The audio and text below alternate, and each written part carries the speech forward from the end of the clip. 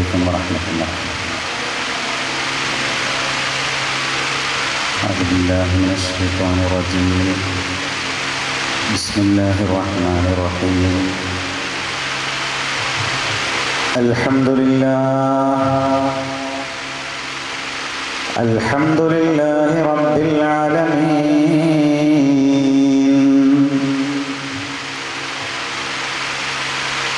الحمد لله الواحد الأحد الفرد الصمد الذي لم يلد ولم يولد ولم يكن له كفوا أحد. اللهم صل على سيدنا محمد وآله وأصحابه عدد ما في علم الله صلاة دائمة بدوام ملك الله. حسبنا الله الرحيم.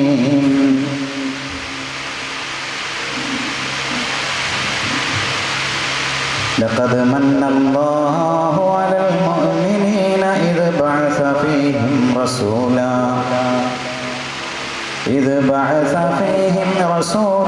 من أنفسهم يتلو عليهم آياته ويزكيهم ويعلمهم الكتاب والحكمة وإن كانوا من قبل لفي ضلال مبين.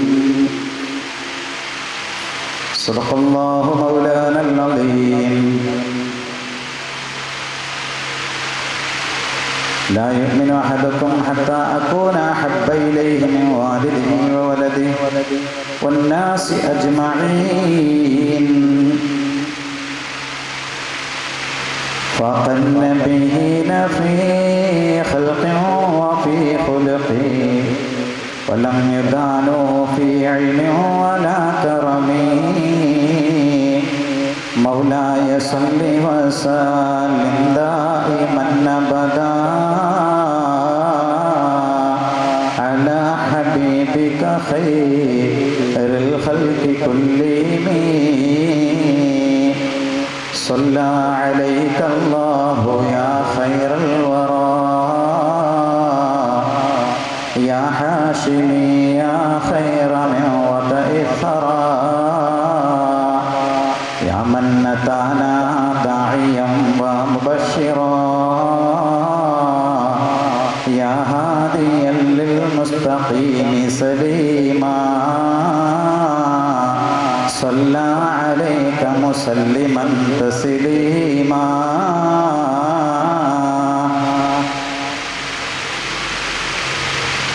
ഏറ്റവും പവിത്രമായ മീലാദുൻ നബി സല്ലല്ലാഹു അലൈഹി വസല്ലം തങ്ങളുടെ സീറത്തുൻ നബി എന്ന ഏറ്റവും മഹത്തായ മജ്‌ലിസിൻ്റെ അധ്യക്ഷൻ ബഹുമാനപ്പെട്ട എസ്.എം. റാഫി മന്നാനി അവർകൾ, നമ്മുടെ എല്ലാം ഏറ്റവും അഭിവന്യനായ നമ്മുടെ എല്ലാം സ്ഥാപനങ്ങളുടെ എല്ലാം പ്രിൻസിപ്പളും നമ്മുടെ ഗുരുവര്യനുമായ ബഹുമാനപ്പെട്ട ഉസ്താദ് അവർകൾ, മുഫാസ് അസോസിയേഷൻ്റെ ജനറൽ സെക്രട്ടറി ബഹുമാന്യനായ ഹുസൈൻ മൗലവി ഉസ്താദ് അവർകൾ, പുലീല സക്കീർ മന്നാനി അവർകൾ, തേവലക്കര നാസറുദ്ദീൻ മൗലവി, ബഹുമാനപ്പെട്ട നാസിം മന്നാനി, ബഹുമാനപ്പെട്ട ഷറഫുദ്ദീൻ മന്നാനി, ബഹുമാനപ്പെട്ട ഹസീൻ മൗലവി, നമ്മുടെ വാർഡിൻ്റെ കൗൺസിലർ ബഹുമാന്യനായ ശ്രീ സന്തോഷ് അവർകൾ, അതുപോലെ വേദിയിലിരിക്കുന്ന മറ്റ് സഹോദരങ്ങളെ, മുതഅല്ലിമീങ്ങളെ, ഉസ്താദുമാർ,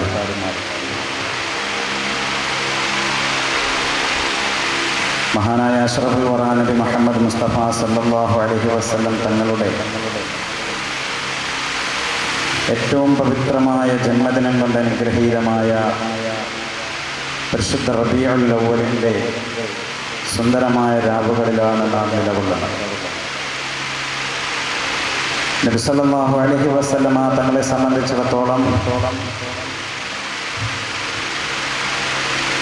ഈ ലോകത്തുള്ള എല്ലാ സമുദ്രങ്ങൾ മുഴുവനും മഷിയാക്കുകയും വൃക്ഷലതാദികളുടെ ശിഖരങ്ങൾ മുഴുവനും കലമാക്കുകയും പേനയാക്കുകയും അതിനുശേഷം അതുകൊണ്ട് പുണ്യ റസൂലിൻ്റെ മദദുകൾ എഴുതാൻ തുടങ്ങിയാൽ നബി സല്ലല്ലാഹു അലൈഹി വസല്ലം തങ്ങളുടെ പ്രകീർത്തനങ്ങൾ രേഖപ്പെടുത്താൻ തീരുമാനിച്ചാൽ, ഈ ലോകത്തുള്ള മുഴുവൻ മനുഷ്യരും ഒരുമിച്ച് കൂടിയിരുന്ന് പറയാൻ തീരുമാനിച്ചാലും അത് എങ്ങും എത്താത്ത രീതിയിൽ പ്രവിശാലമാണ് പുണ്യ മുഹമ്മദ് മുസ്തഫ സല്ലല്ലാഹു അലൈഹി വസല്ലം. ഏറെ കൂടുതൽ സംസാരിക്കുവാൻ പറ്റിയൊരു വേദിയല്ല. എന്നാലും ഈ വേദിയിൽ നബി സല്ലല്ലാഹു അലൈഹി വസല്ലമ തങ്ങളെ സംബന്ധിച്ച് ഒരല്പം മാത്രം പറഞ്ഞുകൊണ്ട് ഇൻഷാ അല്ലാഹ് ഞാൻ വരുന്നു. ഏറെ ചിന്തിപ്പിക്കുകയും ഏറെ മനസ്സിൽ ഒരുപാട് പ്രാവശ്യം ചിന്തിക്കുവാനും നബി സല്ലല്ലാഹു അലൈഹി വസല്ലമ തങ്ങളെ മനസ്സിലാക്കുവാനും കഴിയുന്ന എത്രയെത്ര ആയത്തുകൾ, എത്രയെത്ര ഹദീസുകൾ, കാവ്യങ്ങൾ, പുണ്യ റസൂലിനെ കാണുക എന്നുള്ളത് ഒരു മനുഷ്യൻ്റെ ജീവിതത്തിലെ ഏറ്റവും വലിയ സൗഭാഗ്യമാണ്. പക്ഷേ ഇന്നേ വരെ നമ്മളാരും നബി സല്ലല്ലാഹു അലൈഹി വസല്ലമ തങ്ങളെ കണ്ടിട്ടില്ല.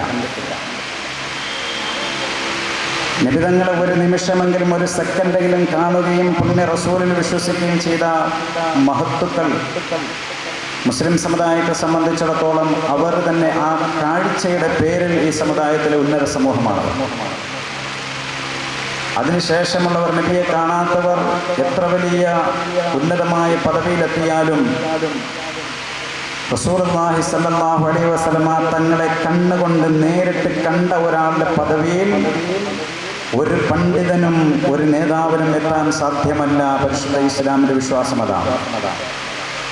ഈ ഈമാനിൻ്റെ ഒരു ഭാഗമാണത്.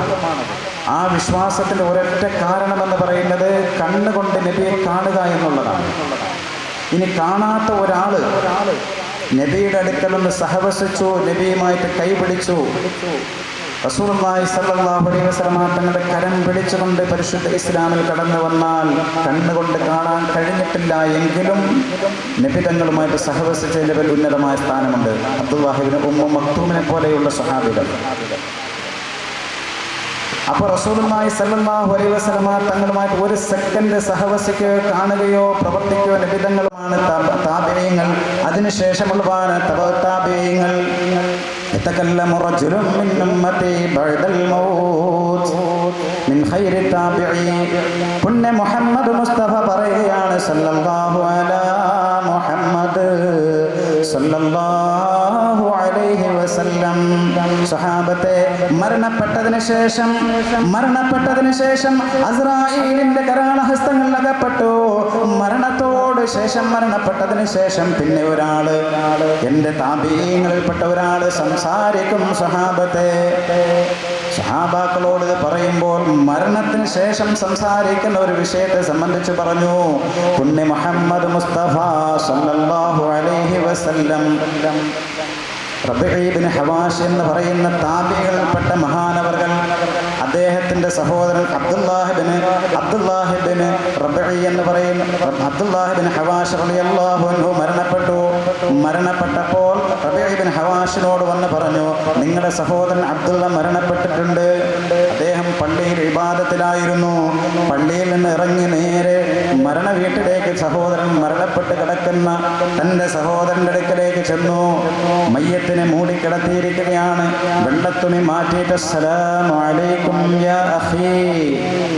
റബീഉ ഇബ്നു ഹവാശ് സലാം പറഞ്ഞു. മരണപ്പെട്ട് കിടക്കുന്ന അബ്ദുല്ലാഹി ഇബ്നു ഹവാശ് പറഞ്ഞു, വഅലൈക്കുമുസ്സലാം. റബീബിൻ ഹവാഷിന്റെ സലാം മടക്കുകയാണ് മരണപ്പെട്ടതിന് ശേഷം. അപ്പോൾ റബീബിൻ ഹവാഷിന് അത്ഭുതം തോന്നിപ്പോയി.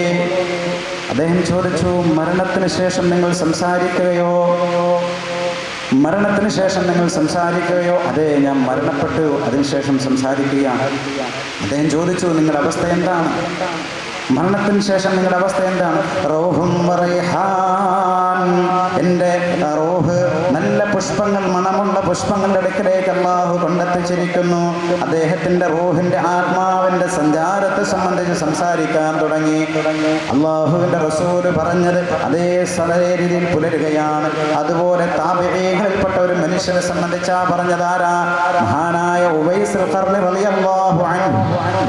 ഉവൈസുൽ ഖർനി റളിയല്ലാഹു അൻഹു, ആ ഉവൈസുൽ ഖർനി റളിയല്ലാഹു അൻഹുവിനെ സംബന്ധിച്ച് പറഞ്ഞു, എൻ്റെ കുപ്പായം പിന്നെ റസൂലിൻ്റെ ശരീരത്ത് ധരിച്ചിരുന്ന ഖമീസ് മടക്കി പൊതിഞ്ഞു കൊടുത്തിട്ട് അലി ഇബ്നു അബീ താലിബിനോട് പറഞ്ഞു റളിയല്ലാഹു അൻഹു, ഇത് ഉവൈസുൽ ഖർനിക്ക് നിങ്ങൾ കൊടുക്കണം, എന്നിട്ട് ദുആ ചെയ്യാൻ പറയണം. റസൂലുള്ളാഹി സ്വല്ലല്ലാഹു അലൈഹി വസല്ലം തങ്ങളുടെ വഫാത്ത് കഴിഞ്ഞു. മഹാനായ സിദ്ദീഖുൽ അക്ബർ റളിയല്ലാഹു അൻഹുവിന്റെ ഭരണകാലം വന്നു, 2 വർഷക്കാലം. അതിനുശേഷം ഉമർ ബിൻ ഖത്താബ് തങ്ങളുടെ ഭരണം വന്നു. ഉമർ ബിൻ ഖത്താബ് റളിയല്ലാഹു അൻഹു അതിനുശേഷം യമനിൽ നിന്ന് വരുന്ന ഹജ്ജിന്റെ കാഫിലകളോട്, ഹജ്ജിന് വേണ്ടി വരുന്ന കാഫിലകളോടും അതുപോലെ കച്ചവടത്തിന് വേണ്ടി വരുന്നവരോടും ഒക്കെ അന്വേഷിക്കാൻ തുടങ്ങി, നിങ്ങളുടെ കൂട്ടത്തിൽ ഉവൈസ് എന്ന് പറയുന്ന മനുഷ്യനുണ്ടോ? വിളിച്ചു ചോദിക്കും. പലപ്പോഴും ഒരു പ്രാവശ്യം ഹജ്ജിന്റെ വേളയിൽ യമൻ ദേശത്ത് നിന്ന് വന്നവരോട് ചോദിച്ചു. ഉമർ ബിൻ ഖത്താബ് റളിയല്ലാഹു അൻഹു ചോദിക്കുകയാണ്, നിങ്ങളുടെ കൂട്ടത്തിൽ ഉവൈസ് ഉണ്ടോ എന്ന് ചോദിച്ചു. അവരെല്ലാം പറഞ്ഞു, ഞങ്ങളുടെ നാട്ടിലൊരു ഉവൈസ് ഉണ്ട്. ഞങ്ങളുടെ ആടുകളെ മേയ്ക്കുന്ന, ശരീരമെല്ലാം മെലിഞ്ഞ ഒട്ടിയ ഒരു ഭ്രാന്ത് പിടിച്ച, ഒരു മത്ത് പിടിച്ച ഒരാളുണ്ട്, ഉവൈസ് എന്നാണ് പേര്. എന്താണ് തങ്ങളെ അദ്ദേഹത്തെ നിങ്ങൾ അന്വേഷിക്കാൻ കാരണം? ഉമർ ബിൻ ഖത്താബ് തങ്ങൾ ഹജ്ജിൻ്റെ അമലുകളെല്ലാം കഴിഞ്ഞിട്ട് ഈ സംഘത്തോടൊപ്പം യാത്ര ചെയ്തു. അലി ഇബ്നു അബീ താലിബ് റളിയല്ലാഹു അൻഹു രണ്ടുപേരും യാത്ര ചെയ്തു. യമനിൽ ചെന്നു, ഖർൻ എന്ന ദേശത്തിൽ ചെന്നു. അവിടെ ചെന്ന് നോക്കുമ്പോൾ ഒരു മലയുടെ താഴ്ഭാഗത്ത് ഉവൈസുൽ ഖർനി റളിയല്ലാഹു അൻഹു ആടുകളെ മേച്ചിട്ട്, ആടുകളെല്ലാം പുല്ല് തിന്നാൻ വിട്ടിട്ട് ഒരു വടി കുത്തി വെച്ചിട്ട് അതിൻ്റെ പിന്നിൽ നിസ്കരിച്ചു കൊണ്ടിരിക്കുകയാണ്. ഉവൈസുൽ ഖർനി റളിയല്ലാഹു അൻഹു നിസ്കാരം കഴിയുന്നത് വരെ അവർ കാത്തിരുന്നു. സലാം വീട്ടിയപ്പോൾ ഉമർ ബിൻ ഖത്താബ് തങ്ങൾ അടുത്തേക്ക് ചെന്നിട്ട് പറഞ്ഞു, അസ്സലാമു അലൈക്കും യാ ഉവൈസ്. നിങ്ങൾ സലാം പറഞ്ഞുകൊണ്ട് ചോദിച്ചു, നിങ്ങളാണ് ഉവൈസ്? അതെ, ഞാനാണ് ഉവൈസ്. നിങ്ങളുടെ വാപ്പയുടെ പേര് ആമിർ എന്നാണോ? നിങ്ങളുടെ വാപ്പയുടെ പേര് ആമിർ എന്നാണോ? നിങ്ങൾ ഉവൈസ് ബിൻ ആമിർ ആണോ? അതെ, ഞാൻ ആമിറിൻ്റെ മകൻ ഉവൈസാണ്. സംഭാഷണങ്ങൾ നടത്തി. നബി സല്ലല്ലാഹു അലൈഹി വസല്ലമ തങ്ങൾ അദ്ദേഹത്തെ സംബന്ധിച്ച് പറഞ്ഞു കൊടുത്ത അടയാളങ്ങൾ, അദ്ദേഹത്തിൻ്റെ ശരീരത്തിൽ ഒരു നാണയത്തിൻ്റെ വലിപ്പത്തിന് വെളുത്ത പാടുണ്ടാകും, അത് നിങ്ങൾ പരിശോധിച്ച് നോക്കണം. അങ്ങനെ കണ്ടാൽ അദ്ദേഹം ഉവൈസാണ്. ഉവൈസുൽ ഖർനി റളിയല്ലാഹു അൻഹു നബി സല്ലല്ലാഹു അലൈഹി വസല്ലമ തങ്ങളെ ഒരു പ്രാവശ്യം കാണാൻ പോയിട്ടുണ്ട്. നബി സല്ലല്ലാഹു അലൈഹി വസല്ലമ തങ്ങളെ മദീനയിൽ കാണാൻ വേണ്ടി ഉവൈസ് റളിയല്ലാഹു അൻഹു ഉവൈസുൽ ഖർനി കാണാൻ പോകുമ്പോൾ തൻ്റെ മാതാവ് രോഗിയായി കഴിയുന്ന, ശരീരമെല്ലാം തളർന്നുപോയ, കൈകാലുകൾ തളർന്നുപോയ മാതാവ്, ആ മാതാവിനോട് അനുവാദം ചോദിക്കുന്നു, ഉമ്മ, എൻ്റെ റസൂലിനെ ഞാനൊന്ന് കണ്ടിട്ട് വരട്ടെയോ? എൻ്റെ ഹബീബിനെ മദീനയിൽ പോയി ഞാനൊന്ന് കണ്ട് സലാം പറഞ്ഞ് മുസാഫഹത്ത് ചെയ്ത് മുത്തം വെച്ചിട്ട് വരട്ടെയോ ഉമ്മ? ഉവൈസ് റളിയല്ലാഹു അൻഹുവിനോട് മാതാവ് പറഞ്ഞു, പൊന്നുമോനെ, നീ പോയിട്ട് വന്നാൽ എന്നെ ശുശ്രൂഷിക്കാൻ, എനിക്ക് വേണ്ടി ഖിദ്മത്ത് ചെയ്യാൻ ആരോരുമില്ലല്ലോ മകനെ. അതുകൊണ്ട് നീ പോകുകയാണെങ്കിൽ എത്രയും വേഗം തിരിച്ചു വരണം. ഉവൈസുൽ ഖർനി റളിയല്ലാഹു അൻഹു മദീനയിൽ ചെന്നു. പുണ്യ റസൂലിനെ കാണാൻ സാധിച്ചില്ല. റസൂലുള്ളാഹി സ്വല്ലല്ലാഹു അലൈഹി വസല്ലം തങ്ങളുടെ യാത്രയിൽ വസുബത്തിലായിരുന്നു. പുണ്യ റസൂലിനെ കാണാതെ മാതാവിൻ്റെ വാക്ക് പാലിച്ചുകൊണ്ട് എത്രയും പെട്ടെന്ന് യമനിലേക്ക്, ഖർനിലേക്ക് പോയി. അതുകൊണ്ട് പുണ്യ റസൂലിനെ കാണാൻ സാധിച്ചില്ല. റസൂലുള്ളാഹി സ്വല്ലല്ലാഹു അലൈഹി വസല്ലമ തങ്ങളെ കാണാനുള്ള അതിയായ ആഗ്രഹമുണ്ടായിരുന്നു. മദീനയിൽ നിന്ന് വരുന്നവരോട് ചോദിക്കും, എല്ലാ ദിവസവും ഖർൻ എന്ന് പറയുന്ന പട്ടണത്തിൽ വന്നിട്ട് വൈകുന്നേരം ചോദിക്കും, ഉവൈസ് ചോദിക്കും, ആരെങ്കിലും മദീനത്ത് നിന്ന് വന്നവരുണ്ടോ? മദീന തയ്യിബയിൽ നിന്ന് വന്നവരെ കാണാൻ വേണ്ടി ഉവൈസ് ഇങ്ങനെ ക്യൂ നിൽക്കുമായിരുന്നു. ചില ആളുകൾ മദീനയിൽ നിന്ന് വന്നതാണെന്നറിയുമ്പോൾ പോകുമ്പോൾ അവരുടെ രണ്ട് കണ്ണുകളുടെ ഇടയിൽ മുത്തം വെക്കുമായിരുന്നു. നിങ്ങൾ മദീന ത്വയ്യിബ കണ്ടവരല്ലേ, പുണ്യ റസൂലിനെ കണ്ടവരല്ലേ, ആ കണ്ണുകളിൽ ഞാനൊന്ന് മുത്തം വെക്കട്ടെ. ഒരു ദിവസം മദീനത്ത് നിന്ന് വന്നവർ പറഞ്ഞു, ഉവൈസുൽ ഖർനിയോട് പറയുകയാണ്, ഉവൈസേ, ഞങ്ങൾ മദീനത്ത് നിന്ന് വന്നവരാണ്, അവിടെ ഒരു വല്ലാത്ത സംഭവം ഉണ്ടായി. ഉവൈസേ, എന്താണ് സംഭവം? ഉവൈസുൽ ഖർനി റളിയല്ലാഹു അൻഹു അത്ഭുതമായി. എന്ത് സംഭവമാണ് മദീനയിൽ ഉണ്ടായത്? മദീനത്ത് പോയി വന്നവർ പറയുകയാണ്, അവിടെ ഗസ്വത്ത് ഉഹദ് നടന്നു, ഉഹദ് യുദ്ധം നടക്കുകയുണ്ടായി. ഉഹദ് യുദ്ധത്തിന്റെ ആദ്യം വിജയമായിരുന്നു. പിന്നീട് സഹാബത്തിന്റെ ചില കാരണങ്ങളാൽ ആ ഉഹദ് യുദ്ധത്തിൽ പരാജയം ഏൽക്കേണ്ടി വന്നു. പുണ്യ മുഹമ്മദ് മുസ്തഫ സല്ലല്ലാഹു അലൈഹി വസല്ലം തങ്ങളുടെ മുബാറക്കായ ഏറ്റവും പരിശുദ്ധമായ പുണ്യ റസൂലിന്റെ ശരീരത്തിൽ പരിക്കുകൾ പറ്റി. ഉവൈസേ, ഇത് കേൾക്കേണ്ട താമസം ഉവൈസുൽ ഖർനി റളിയല്ലാഹു അൻഹു ബോധരഹിതനായി വീണു. പുണ്യ റസൂലിന് പരിക്ക് പറ്റുകയോ, പുണ്യ റസൂലിന് പരിക്ക് പറ്റുകയോ, പുണ്യ റസൂലിന് അപകടം സംഭവിക്കുകയോ കേൾക്കാൻ സാധിക്കാതെ ബോധരഹിതനായി വീണു. ഉവൈസുൽ ഖർനി റളിയല്ലാഹു അൻഹു ബോധം തെളിഞ്ഞപ്പോൾ അവരോട് ചോദിക്കുകയാണ്, എന്ത് അപകടമാണ് പുണ്യ റസൂലിന് സംഭവിച്ചത്? ഉവൈസേ, നിങ്ങൾ വിഷമിക്കേണ്ട, പ്രയാസപ്പെടണ്ട. റസൂലുള്ളാഹിന്റെ പല്ലിൽ നിന്ന്, മുൻ പല്ലിൽ നിന്ന് ഒരു പല്ലിന്റെ ഒരൽപ്പം